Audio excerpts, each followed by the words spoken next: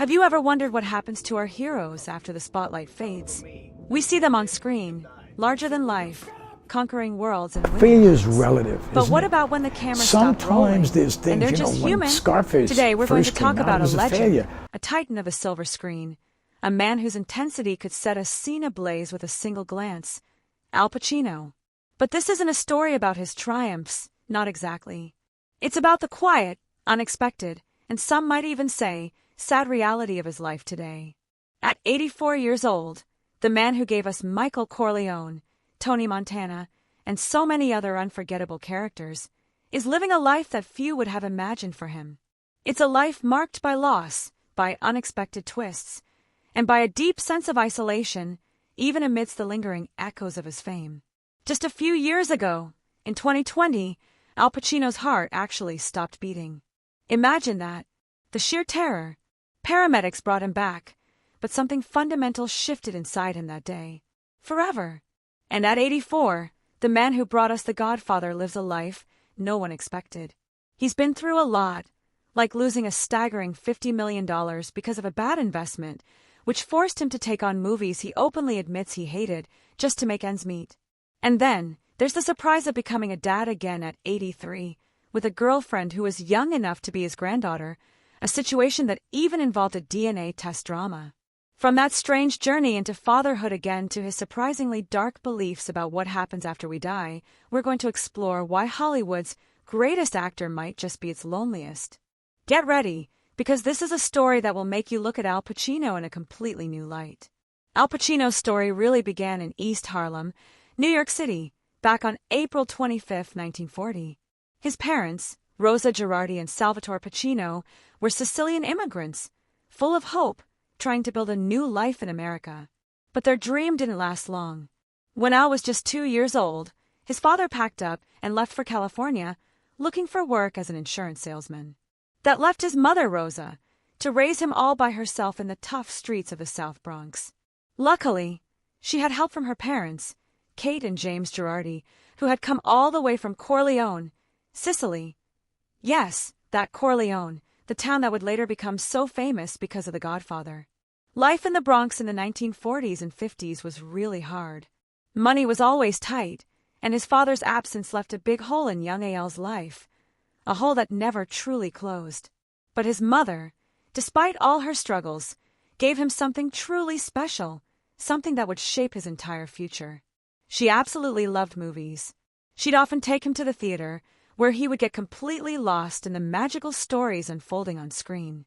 Acting fascinated him, even before he really understood what it was. Those early trips to the movies were like planting a tiny seed that would later blossom into a lifelong passion. As he got older, Pacino earned a nickname among his friends, Sonny. He had a wild side, always pushing boundaries, always a bit of a rebel. By the time he was 9, he was already smoking and drinking.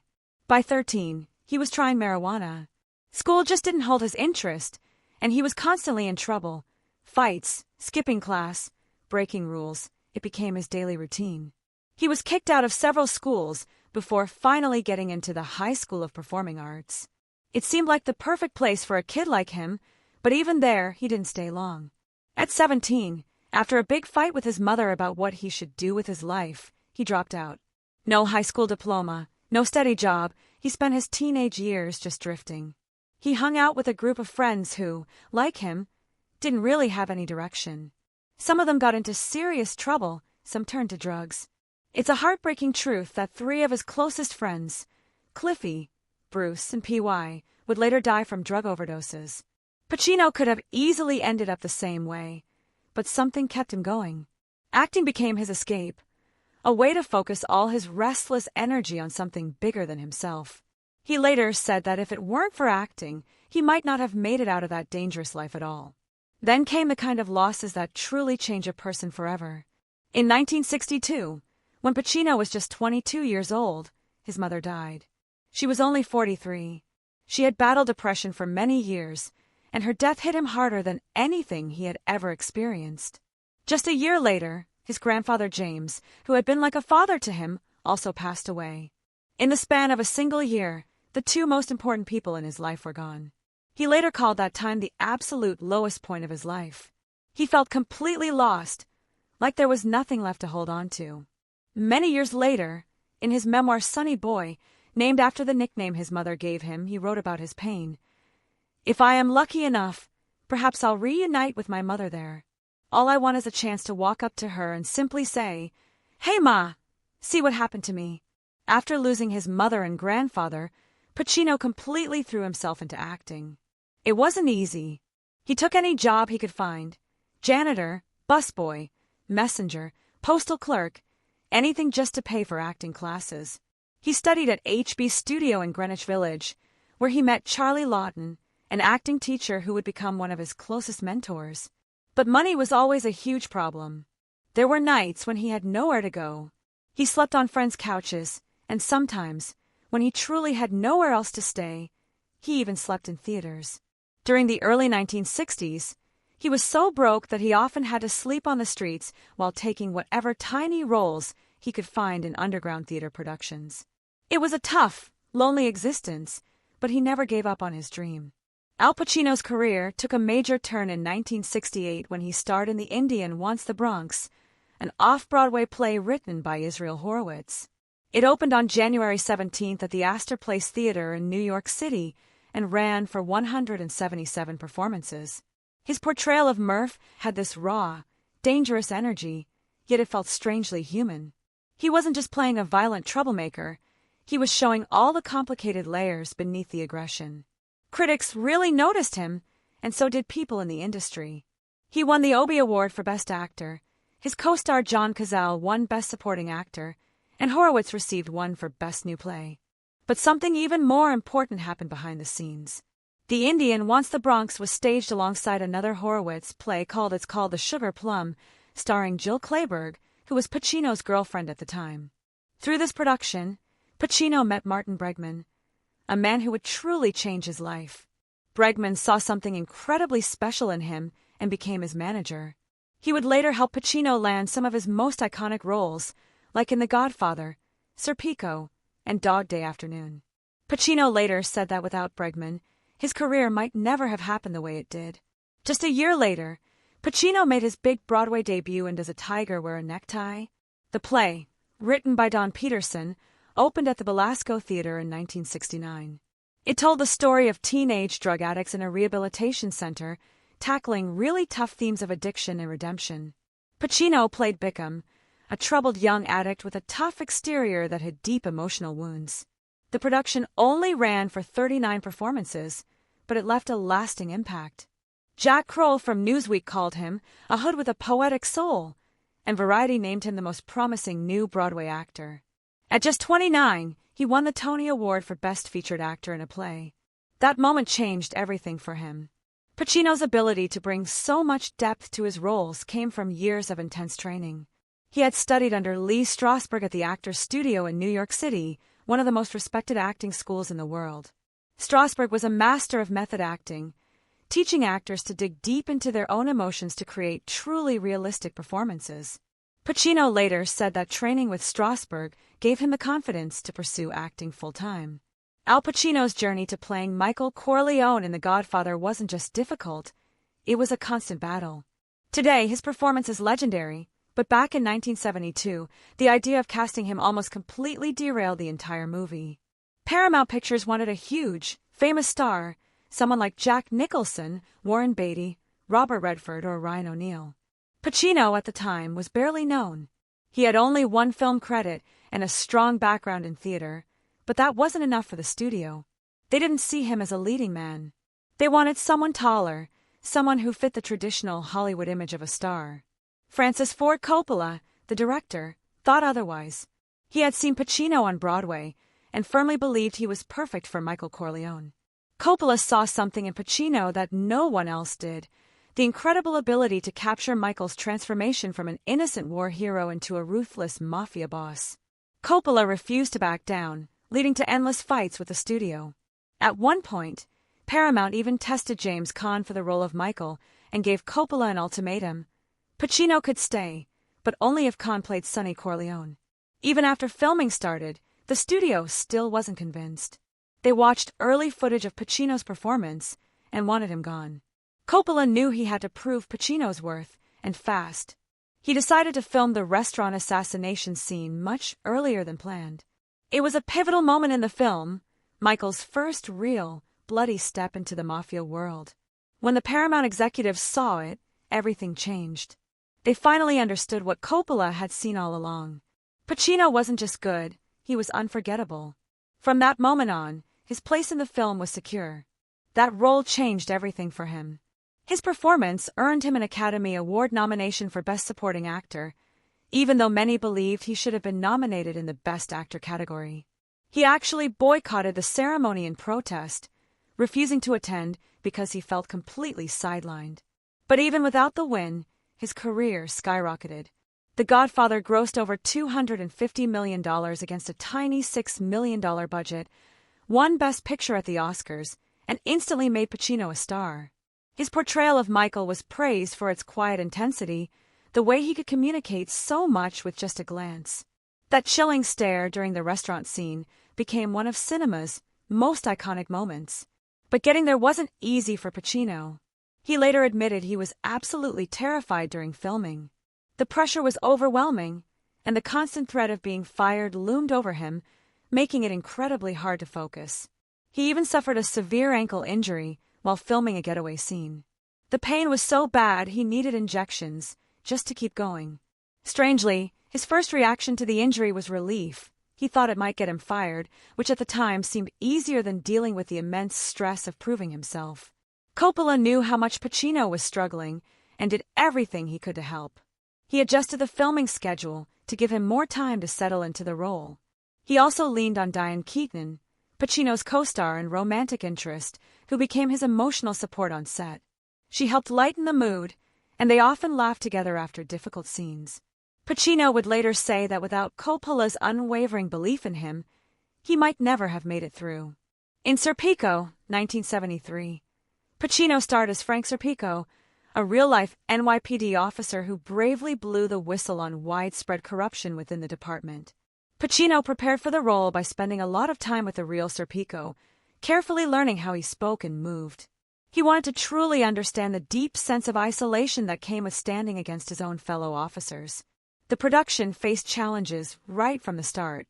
Originally, John G. Avildsen was set to direct, but he was replaced by Sidney Lumet just before filming began. The shoot took place in the summer of 1973, with real New York streets providing the gritty backdrop. The intense summer heat combined with Lumet's fast-paced directing style created a very intense atmosphere on set. Pacino's powerful performance earned him an Academy Award nomination and a Golden Globe win. With a budget of just a few $1 million, the film went on to make nearly $30 million at the box office. Over time, Serpico became a defining film in the crime genre, and Pacino's portrayal remains one of the most powerful in his entire career. A decade later, Pacino took on one of his most iconic and controversial roles in Scarface, 1983. He played Tony Montana, a Cuban refugee who brutally rises to power in Miami's drug trade. The film, directed by Brian De Palma and written by Oliver Stone, was inspired by the 1932 classic but was completely updated for the wild excess and extreme violence of the 1980s. Tony Montana is brutal, incredibly ambitious, and completely unrelenting. From the moment he arrives in the United States, he is determined to take whatever he wants, no matter the cost. Pacino completely threw himself into the role, carefully crafting every single detail of Tony's persona. His distinctive accent, his mannerisms, even the specific way he held a gun, all were meticulously planned.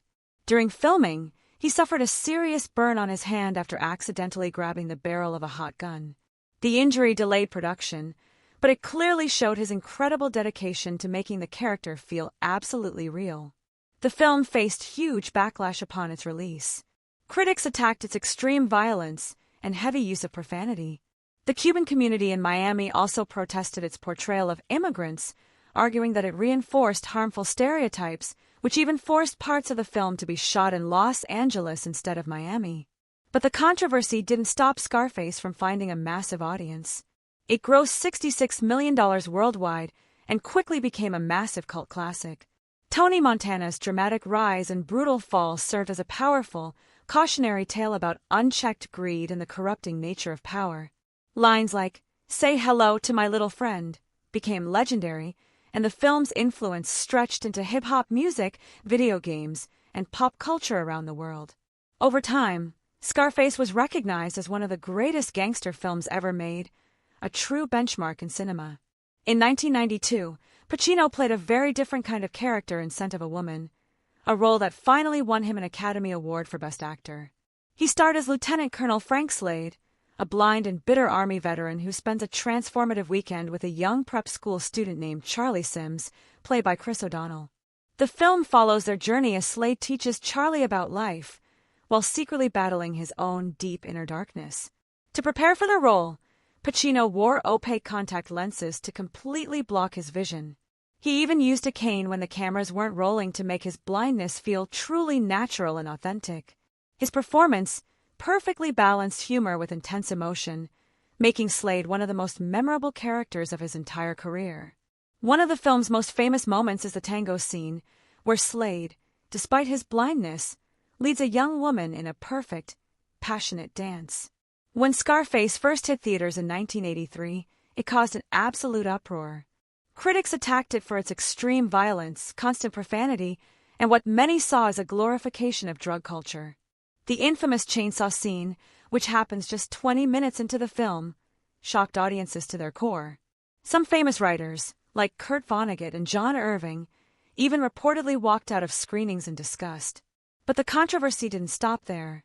Many Cuban immigrants in Miami protested the film, arguing that it unfairly portrayed them as criminals and drug traffickers.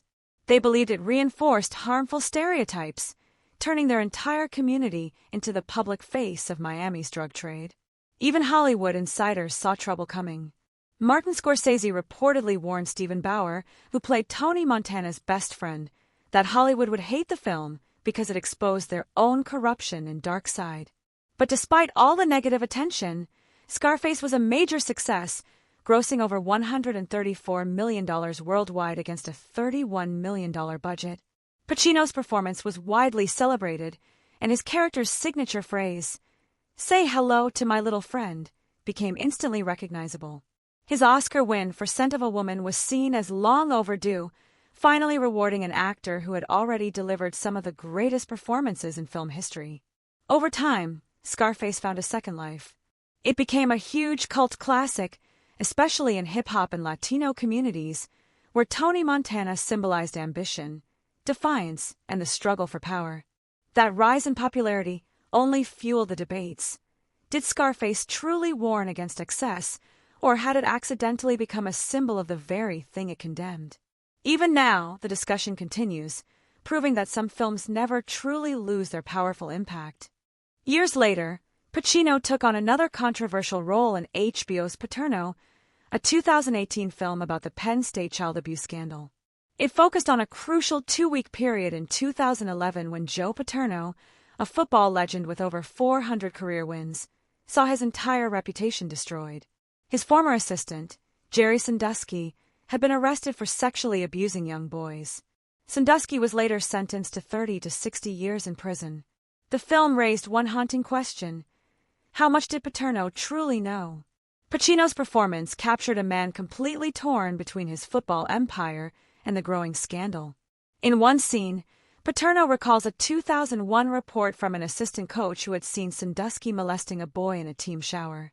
Paterno informed university officials but never followed up. That devastating decision overshadowed everything he had ever built. Critics praised Pacino for powerfully showing Paterno's internal conflict, but the film itself left audiences completely divided. Some saw Paterno as a scapegoat, while others believed he had simply turned a blind eye. Over 300 of his former players protested the movie, claiming it unfairly destroyed his legacy.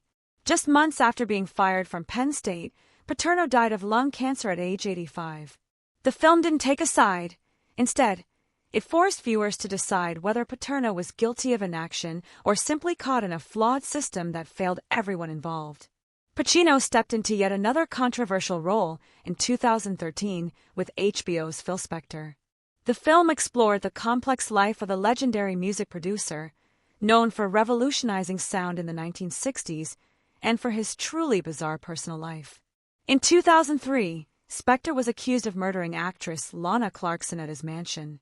The movie focused on his relationship with defense attorney Linda Kenny Baden, played by Helen Mirren, who questioned whether he could truly get a fair trial.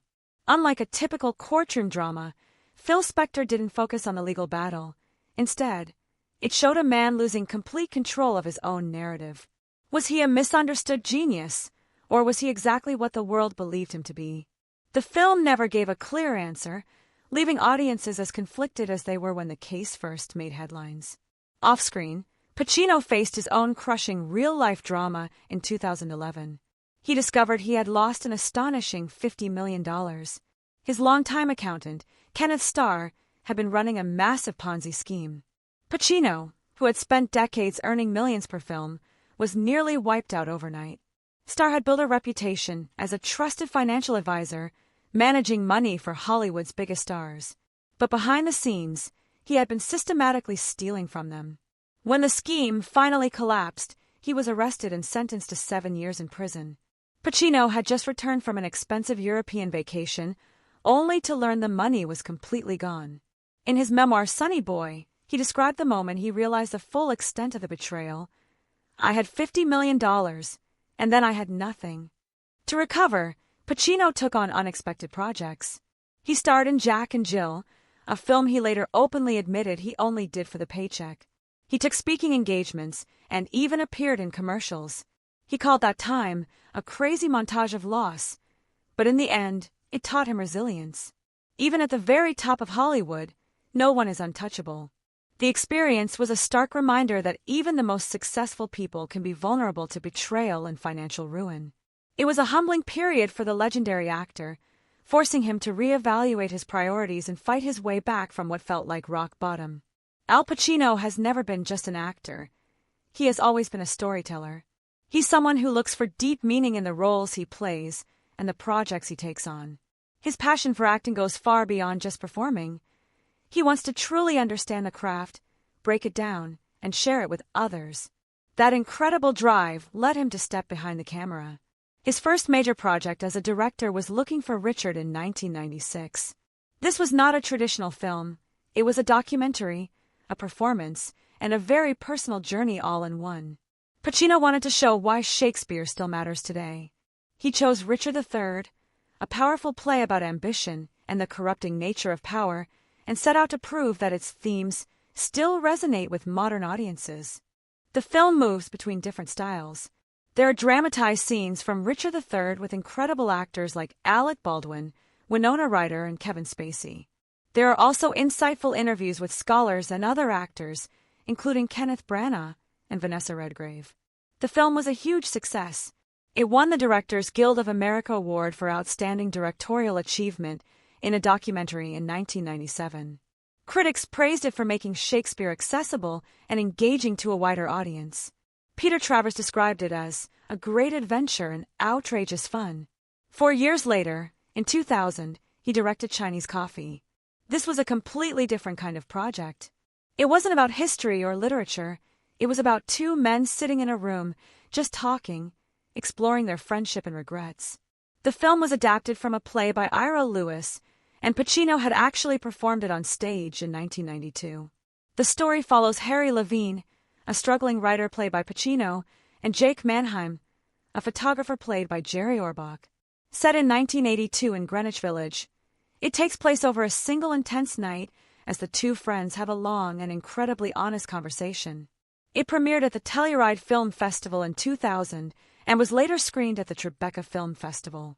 It didn't reach a wide audience, but those who saw it truly appreciated its raw honesty and intimate portrayal of friendship. It was eventually released on DVD in 2007 as part of a box set titled Pacino, an actor's vision, giving more people the chance to see this hidden gem. Beyond directing, Pacino has spent years shaping the next generation of actors. Since 2000, he has been co-president of the Actors Studio, alongside Ellen Burstyn and Harvey Keitel. This is not just any acting school. It's the legendary place where some of the greatest actors in history trained. Pacino himself studied there under legends like Lee Strasberg and Charlie Lawton. He has always said that the studio completely changed his life. Now, he helps it do the same for others. For Pacino, the actor's studio is a sacred place where actors can take risks, experiment, and truly grow. It's not about fame or success. It's about pushing yourself, about learning without fear. Many of Hollywood's greatest talents, including James Dean, Marilyn Monroe, Paul Newman, and Jack Nicholson, emerged from this very school. Pacino continues to guide young actors through workshops and intense discussions. He doesn't just teach technique, he encourages them to read, to think deeply, to explore philosophy and literature. He believes that acting is not just about performance, it is about understanding life itself, about delving into the human condition with empathy and curiosity. His dedication to mentoring and preserving the craft of acting is as strong as his own passion for performing. Al Pacino has spent a lifetime in the spotlight, captivating audiences with his unparalleled talent. But when it comes to marriage, he surprisingly never took that step. Despite high-profile relationships with iconic actresses like Diane Keaton and Beverly D'Angelo, and with Kathleen Quinlan, he remained a lifelong bachelor. In his 2024 memoir, Sonny Boy, he openly explained why. He never saw marriage as something that would genuinely help his life. He even called it an entrance to the pain train. His views on commitment were deeply shaped by personal fears and past experiences, and no relationship, no matter how intense, ever truly changed that fundamental belief. His time with Diane Keaton is one of Hollywood's most famous and beloved love stories. They met while filming The Godfather in 1972, and she found him utterly charming but also intensely mysterious.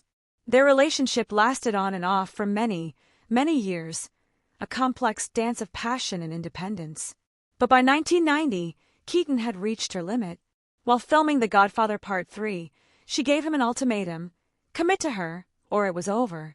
Pacino, true to his nature, refused, and she finally walked away. Another serious relationship came earlier with Kathleen Quinlan. They met in 1979 at a party hosted by acting coach Lee Strasberg. The two were inseparable for years, even traveling across Europe together, deeply in love. Pacino later admitted that Quinlan was the closest he ever came to marriage, the one person he truly considered settling down with. But in the end, he backed out again. It was a decision that reportedly left him heartbroken for years afterward, a profound regret that lingered long after their separation. Though he never married, fatherhood became an incredibly important and deeply meaningful part of his life. In June 2023, at the astonishing age of 83, he welcomed his fourth child, a son named Roman, with 29-year-old Noor Al-Fallah. The news shocked many, especially after reports surfaced that Pacino actually requested a paternity test. He simply didn't believe, given his age, that he could still have children.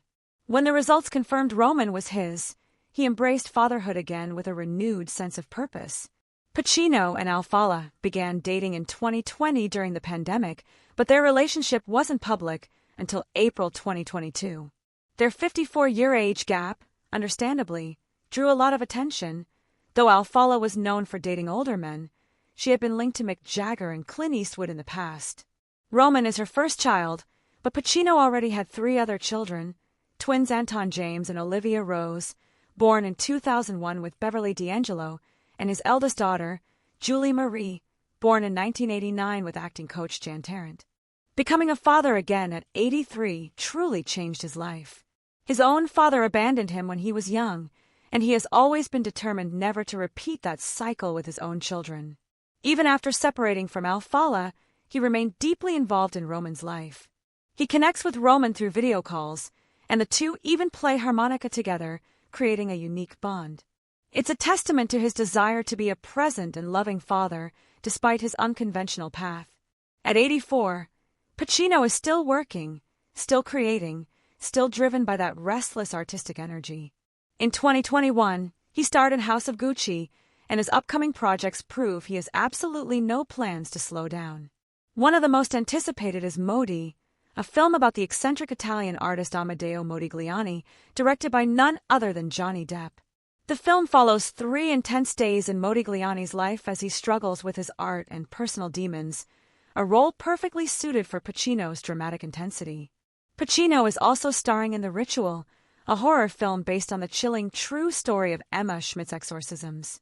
The movie, set for release on April 18, 2025, follows two priests performing dangerous exorcisms while battling their own dark pasts. Beyond that, he is involved in Billy Knight and killing Castro, proving his passion for storytelling is as strong as ever. For Pacino, acting isn't just a career, it's something that has kept him going through the toughest moments of his life. He often says it saved his life, a lifeline in times of despair. His life has certainly had its share of struggles, its profound losses, and its unexpected turns. In 2020, that near-death experience, when his heart stopped beating, changed his outlook forever. After that terrifying moment, he became convinced there was no afterlife, a belief he has shared openly and without hesitation. At this stage in life, Pacino is still active, still a father, and still deeply reflecting on everything he's been through.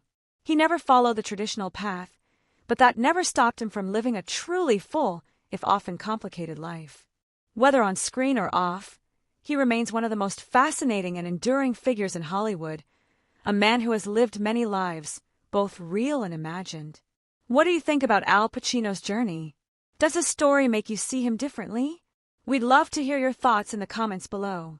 If you found this deep dive into a legend's life as captivating as we did, please hit that like button, share this video with your friends, and don't forget to subscribe to our channel for more fascinating stories about the lives of your favorite stars. Your support helps us keep bringing you these untold stories.